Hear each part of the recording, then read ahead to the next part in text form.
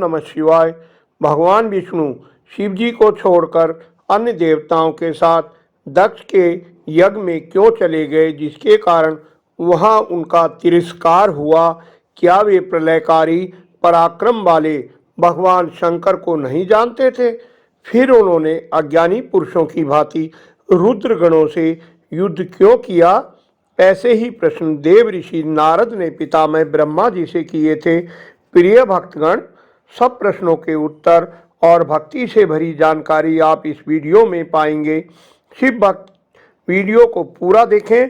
कृपया मेरी त्रुटियों को क्षमा कर भक्ति रस का आनंद लें। ब्रह्मा जी ने नारद जी को बताया, पूर्व काल में शुभ नाम के राजा हुए, जो मुनि दधीचि के मित्र थे। संयोग से उनमें विवाद हो गया। शिव भक्त दधीचि कहते थे, अन्य वर्णों से ब्राह्मण श्रेष्ठ हैं, जबकि राजा शुभ कहते थे, सभी वर्णों का पालक राजा ही सबसे बड़ा देवता प्रभु है, इसलिए मैं आपके लिए पूजनीय हूँ। अपने गौरव का विचार कर क्रोधित हुए दधीचि ने राजा के माथे में मुक्के से प्रहार किया। कुपित राजा शुभ ने वज्र से दधीचि को काट डाला। दधीचि पृथ्वी पर गिर पड़े।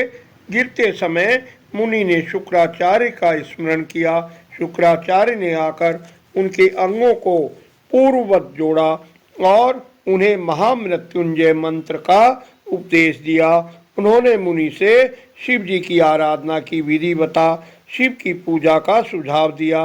मुनि ने मंत्र जप और तपस्या से भगवान शिव को संतुष्ट किया। भगवान भोलेनाथ साक्षात प्रकट हुए और वर मांगने को कहा।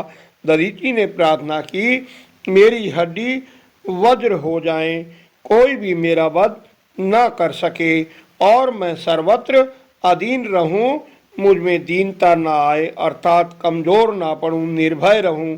भगवान सदाशिव से वर पाकर मुनि आनंदित हुए। मुनि ने जाकर शुभ के मस्तक पर लात मारी। राजा शुभ ने मुनि पर वज्र से प्रहार किया, लेकिन शिव जी के वरदान के प्रभाव से मुनि पर कोई प्रभाव ना पड़ा। आश्चर्य में पड़े राजा ने तप करने का निश्चय किया। राजा ने कठोर तप कर भगवान विष्णु को प्रसन्न किया। राजा ने जनार्दन के चरणों में अपना अभिप्राय निवेदित किया। भगवान हरि बोले, राजन, ब्राह्मणों को कहीं भय नहीं है, फिर विशेष रूप से शिव भक्तों के लिए तो भय नाम की कोई चीज है ही नहीं। मुनि दधीचि मुझे श्राप दे सकते हैं, इसलिए मैं तुम्हारे साथ कुछ नहीं करूंगा।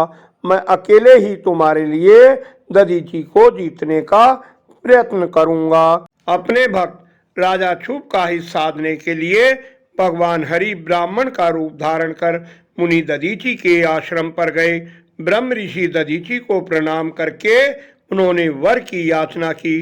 ब्रह्म ऋषि दधीचि बोले, देवेश, भगवान रुद्र की कृपा से भूत भविष्य और वर्तमान का ज्ञान मुझे हो जाता है। राजा शुभ ने आपकी आराधना की थी। आप अपनी भक्त वत्सलता के कारण यहाँ आए हैं। छल छोड़िए और अपने रूप को ग्रहण कीजिए। श्री विष्णु ने मुनि की प्रशंसा करते हुए कहा, मेरे कहने से तुम एक बार अपने प्रतिद्वंदी राजा शुभ से कह दो, राजेंद्र, मैं तुमसे डरता हूँ। इस पर दधीचि ने कहा, भगवान शंभु की कृपा से मैं कभी किसी से किंचित मात्र भी नहीं डरता, सदा ही निर्भय रहता हूँ। इस पर श्री हरि ने देवताओं के साथ मुनि को दबाने का प्रयत्न किया, किंतु सबके सभी अस्त्र शस्त्र के महादेव के वर के प्रभाव से कुंठित हो गए। विष्णु ने अगणित गणों की सृष्टि की, परंतु मुनि ने उनको भी भस्म कर दिया। तब भगवान ने अपनी विष्णु मूर्ति प्रकट की।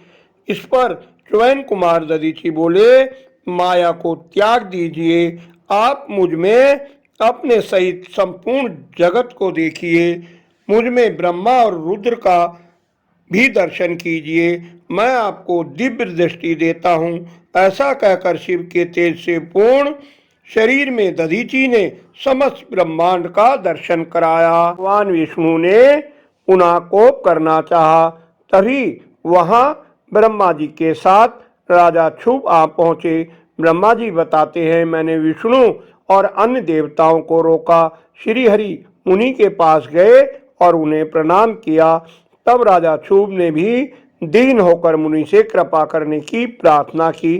तब मुनि ने राजा पर कृपा की, लेकिन श्री विष्णु आदि देवताओं को देखकर क्रोधित हुए मुनि मन ही मन शिव का स्मरण कर विष्णु तथा देवताओं को श्राप देते हुए बोले, देवराज इंद्र सहित देवताओं और मुनीश्वरों, तुम लोग रुद्र की क्रोधाग्नि से श्री विष्णु तथा अपने गणों सहित पराजित तथा ध्वस्त हो जाओ।